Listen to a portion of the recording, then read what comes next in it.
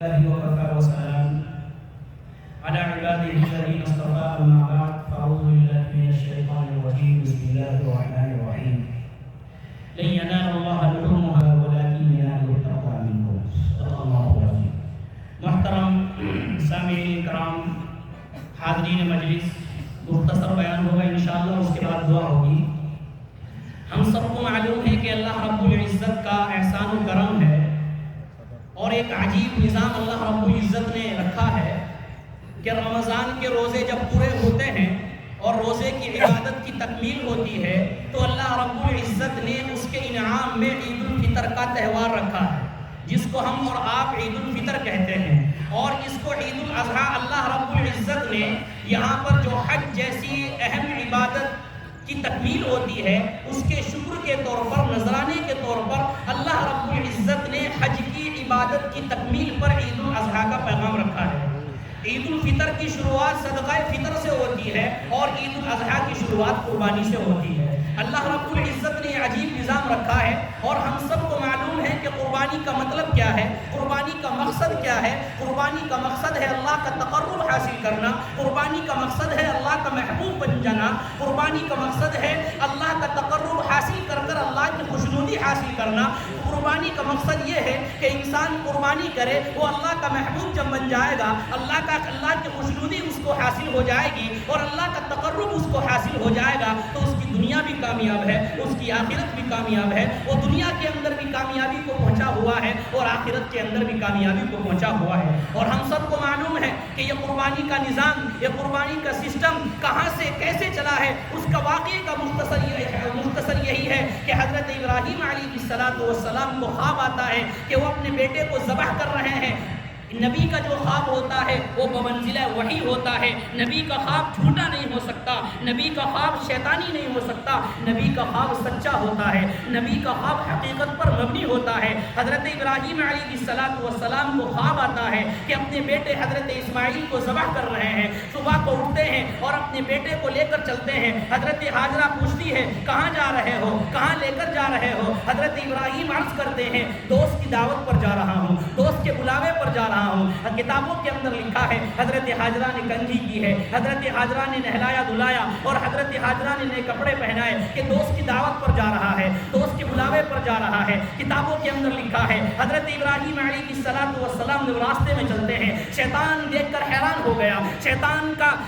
دیکھ کر حیران ہو گیا کہ یہ تو انوکھی داستان ہونے جا رہی ہے، یہ تو البیلا واقعہ ہونے جا رہا ہے، یہ انوکھا واقعہ اور البیلا واقعہ ہونے جا رہا ہے، یہ نظام کیا ہونے جا رہا ہے. چنانچہ شیطان کو فکر ہوئی. شیطان حضرت ابراہیم کے پاس آیا اور کہا ابراہیم ایک خواب کے ذریعے اپنے بیٹے کو ذبح کر رہے ہو، وہ بیٹا جو بڑھاپے میں تمہیں اللہ نے دیا ہے، وہ بیٹا جو راتوں کو مانگ کر دعاؤں کے ذریعے آپ کو ملا ہے، وہ بیٹا جو اللہ رب العزت نے دعائیں سن کر اور اتنی عمر ہو کر آپ کو دیا ہے، اس پیارے بیٹے کو صرف ایک خواب کے ذریعے صرف حکم خداوندی کہہ کر اس کو ذبح کرنے چلے ہو. اللہ کو راضی کرنے کے اور بھی طریقے ہیں، اللہ کو خوش کرنے کے اور بھی طریقے ہیں. اللہ کی عبادت کی جائے، روزے رکھے جائے، زکاتیں ادا کی جائے، صدقہ کیا جائے، خیرات کی جائے، لوگوں کے ساتھ اچھائی کا معاملہ کیا جائے. اے ابراہیم ایک خواب کے ذریعے اللہ کی حکم کی فرما برداری کرتے ہوئے اللہ کو خوش کرنے کے لیے کون اپنے بیٹے کو ذبح کرتا ہے، کون اپنے بیٹے کی گردن پر چھری رکھتا ہے. کوئی باپ کا جگر ایسا نہیں ہوتا جو اپنے بیٹے کی گردن پر چھری رکھے. لیکن وہ نبی تھے،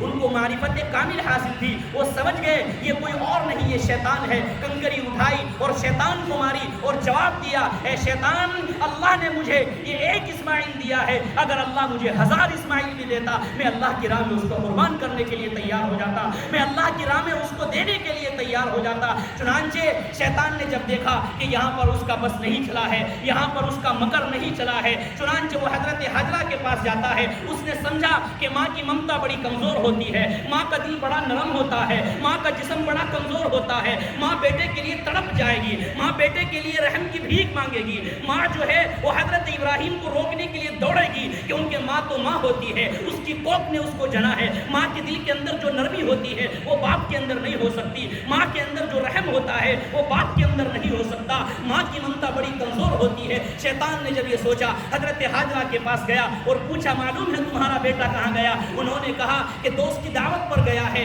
شیطان نے کہا دوست کی دعوت پر نہیں، اس کو ذبح کرنے کے لیے لے جایا جا رہا ہے۔ حضرت حاجرہ نے کہا ذرا سوچ کے بول، کون باپ اپنے بیٹے کو ذبح کرتا ہے؟ کون باپ اپنے بیٹے کی گردن پر چھری رکھتا ہے؟ شیطان کہتا ہے کہ وہ حضرت ابراہیم یہ کہتے ہیں کہ یہ اللہ کا حکم ہے۔ حضرت حاجرہ کہتی ہے اگر یہ اللہ کا حکم ہے تو شیطان ہے، کنکری اٹھائی اور مارا اور یہ کہا ہے شیطان تو سمجھتا ہے کہ ماں کی ممتا بڑی کمزور ہوتی ہے، تو یہ سمجھتا ہے کہ ماں کا دل اپنے بیٹے کے لیے بڑا نرم ہوتا ہے، تو یہ سمجھتا ہے کہ ماں کا کلیجہ باہر آ جائے گا اپنے بیٹے کو جب ذبح ہوتے ہوئے دیکھے گی، تو یہ سمجھتا ہے کہ ماں روئے گی، ماں گڑ گڑائے گی اور ماں تڑپے گی اور ماں اس کو روکنے کے لیے جائے گی۔ اے شیطان، یہ ایک اسماعیل اللہ نے میری کوکھ سے دیا ہے، خدا کی قسم اگر 1000 اسماعیل بھی میری کوکھ سے جنے جائے اور 1000 اسماعیل بھی پیدا ہو اور اللہ اس کو قربان کرنے کے لیے کہے، میں 1000 اسماعیل کو قربان کرنے کے لیے تیار ہوں۔ یہ ان لوگوں کا ایمان، یہ ان کا ایمان۔ چنانچہ خلاصہ یہ ہے حضرت ابراہیم علیہ السلام نے کہا اے میرے پیارے بیٹے، یا بنیا، اے میرے پیارے بیٹے، انی ارا فی المنام انی اذبحک فانظر ماذا ترى، میرے بیٹے میں تمہیں ذبح کرنا چاہتا ہوں، تمہاری رائے کیا ہے، تمہارا مشورہ کیا ہے، تمہارا دل کیا کہتا ہے، تمہارا دماغ کیا کہتا ہے؟ بیٹا ہوتا تو چپ رہ سکتا تھا کہ ابا میں کچھ نہیں بولتا، آپ کی مرضی ہے، ابا آپ کی مرضی، جیسا چاہو میں کچھ نہیں کہہ سکتا۔ لیکن بیٹا باپ سے آگے نکلا ہے، باپ نے کہا اے میرے پیارے بیٹے میں ذبح کرنا چاہتا ہوں، تیری رائے کیا ہے، تیرا مشورہ کیا ہے؟ اس کا جو جواب دیا ہے، بیٹے نے جو جواب دیا ہے، قرآن نے اس کو تعبیر کیا ہے۔ قرآن کہتا ہے یا ابت فعل ما تؤمر، اے ابا جان، اے میرے پیارے ابا جان، اللہ نے آپ کو جو حکم دیا ہے وہ کر گزریے۔ یہ یقیناً ہمیں سمجھنے کی بات ہے کہ اللہ رب العزت نے ابراہیم کو تو نبی بنایا تھا، ان کو تو معرفت کامل حاصل تھی، ان کا ذبح ہو کرنے پر راضی ہو جانا یہ کچھ نہ کچھ عجوب ہے، عجوبہ ہے۔ لیکن حضرت اسماعیل کا جب تک نبی بھی نہیں بنے تھے، قریب البلوغ تھے، ان کو نبوت بھی حاصل نہیں ہوتی، بیٹے کا ذبح ہونے پر راضی ہو جانا یہ اس سے کمال کی بات ہے، یہ اس سے اعلیٰ بات ہے، یہ اس سے عجوبہ بات ہے۔ لہذا قرآن کریم نے اس کا پورا نقشہ کھینچا ہے اور قرآن کریم نے بتایا ہے بیٹا جب باپ جو ہے جب تیار ہو گیا، فلما اسلم وتلہ للجبین، جب باپ ذبح کرنے پر راضی ہو گیا، بیٹا ذبح ہونے پر راضی ہو گیا، چھری تیز کرتے ہیں اور رسی سے اس کے پیر، اس کے قدم کو، اس کے جسم کو باندھتے ہیں۔ کتابوں کے اندر لکھا ہے اور کتابوں کے اندر یہ بات لکھی ہے کہ حضرت اسماعیل علیہ السلام نے کہا ابا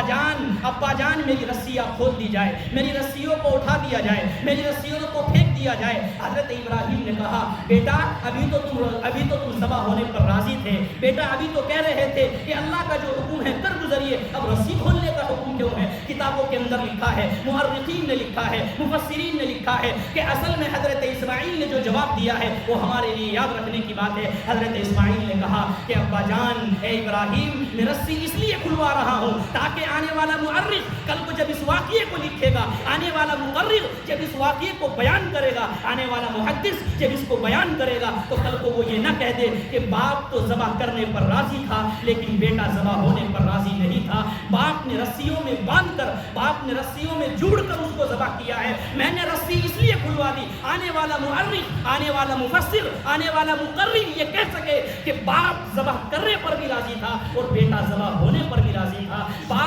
باپ خوشی خوشی ذبح کرنے پر راضی تھا اور بیٹا خوشی خوشی ذبح ہونے پر راضی تھا۔ اور یہ وہ سنت ہے اور یہ وہ ادا ہے اور یہ وہ طریقہ ہے جو اللہ رب العزت کو اتنا پسند آیا کہ رہتی دنیا تک، جب تک قیامت آئے گی، جب تک مسلمان اور اہل ایمان اس دنیا کے اندر موجود ہے، جب تک کہ نظام چلتا ہے اور دنیا اور یہ کائنات باقی ہے، جب تک کہ ہر سال حضرت ابراہیم کی سنت کو زندہ کیا جائے گا اور قربانی کو زندہ کیا جائے گا۔ آج اللہ رب العزت نے موقع دیا ہے کہ انسان جانور کو ذبح کرتا ہے لیکن اپنے بیٹے کو ذبح کرنے کا اس کو ثواب عطا کر دیا جاتا ہے۔ رسول اللہ صلی اللہ علیہ وسلم نے ایک حدیث میں ارشاد فرمایا اے لوگوں قربانی کرو، کیوں؟ اس لیے کہ یہ قربانی کل کو تمہارے لیے جہنم سے آڑ بن جائے گی، جہنم سے آڑ بن جائے گی کہ تمہارے اعمال اگر اس قابل نہیں ہوگے کہ تمہارے لیے جنت کا فیصلہ کر دیا جائے، اگر تمہارے اعمال اس قابل نہیں ہوگے کہ تمہیں جنت میں ڈالا جائے، لیکن اگر تم نے قربانی کی ہوگی یہ قربانی سفارشی بن کر کھڑی ہو جائے گی اور کہے گی اللہ اس نے تیری راہ کے لیے، تیری خوشنودی کے لیے، تیری رضا کے لیے، تیری محبت کے لیے، تیری عقیدت اور محبت کو اپنانے کے لیے اس نے تیری راہ میں جانور قربان کیا ہے، مال لگایا ہے، اللہ اس کو جہنم سے بچا کر جنت میں ڈال دے۔ احادیث میں یہ بات ملتی ہے کہ جہنم سے آڑ ہو جائے گی، جس کا حکم جہنم میں جانے کا تھا، قربانی کی وجہ سے اللہ رب العزت اس کو جنت کے اندر داخل کر دے۔ کتابوں کے اندر لکھا ہے، اللہ کے رسول صلی اللہ علیہ وسلم نے ارشاد فرمایا، ان ایام میں قربانی سے بڑھ کر کوئی عمل اللہ کے نزدیک پسندیدہ نہیں ہے۔ ان ایام میں قربانی سے بڑھ کر اللہ کے نزدیک کوئی عمل محبوب نہیں ہے۔ اور کل قیامت کے دن جانور اپنے کھروں کے ساتھ، اپنے سینگوں کے ساتھ، اپنے بالوں کے ساتھ آئے گا، یعنی ان تمام چیزوں کا ثواب ملے گا۔ صحابہ نے عرض کیا، یا رسول اللہ یہ قربانی کیا ہے؟ یہ قربانی کیا ہے؟ فرمایا، سنت ابیکم ابراہیم، یہ تمہارے روحانی باپ، روحانی والد حضرت ابراہیم علیہ السلام کی سنت ہے۔ تم اس کو خوش دلی کے ساتھ کرو گے، اللہ کی رضا کے لیے کرو گے، بغیر ریاکاری کے کرو گے، بغیر دکھلاوے کے کرو گے، کل کو قیامت کے دن یہ تمہاری سفارشی بن کر کھڑی ہوگی۔ کتابوں کے اندر لکھا ہے، اللہ کے رسول صلی اللہ علیہ وسلم نے فرمایا کہ قربانی کا جانور جب اس کو قربان کیا جاتا ہے، جب اس کا خون بہایا جاتا ہے، خون کا قطرہ زمین پر گرنے سے پہلے ذبح کرنے والا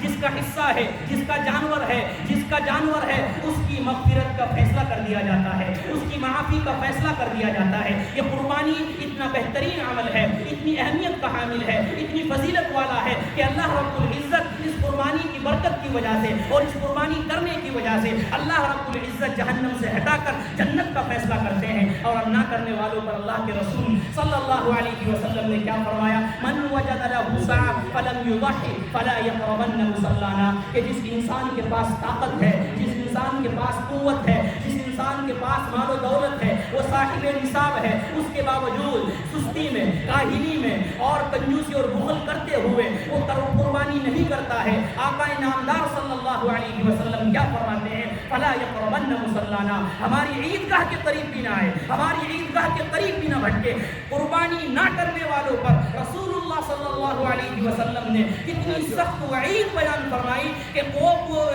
عیدگاہ جس میں سال میں 2 مرتبہ انسان جاتا ہے، سال میں 2 مرتبہ وہاں پر نمازیں پڑھنے جاتا ہے، سال میں 2 مرتبہ وہاں پر اللہ کی عبادت کے لیے جاتا ہے، لیکن قربانی نہ کرنے پر رسول اللہ صلی اللہ علیہ وسلم نے اتنی سخت وعید بیان فرمائی کہ ہماری عیدگاہ کے قریب بھی نہ بھٹکے، ہماری عیدگاہ کے قریب بھی نہ آئے۔ تو لہٰذا اللہ نے استطاعت دی ہے، طاقت دی ہے، قوت دی ہے، مال و دولت دیا ہے اور ہم کو صاحب نصاب بنایا ہے، ہمارے لیے واجب ہے، ضروری ہے کہ ہم ان ایام کے اندر قربانی کریں تاکہ اللہ کی خوشنودی ہم کو حاصل ہو جائے، اللہ کا تقرب ہم کو حاصل ہو جائے۔ اللہ سے دعا ہے اللہ تعالی ہم سب کو عمل کرنے کی توفیق عطا فرمائے۔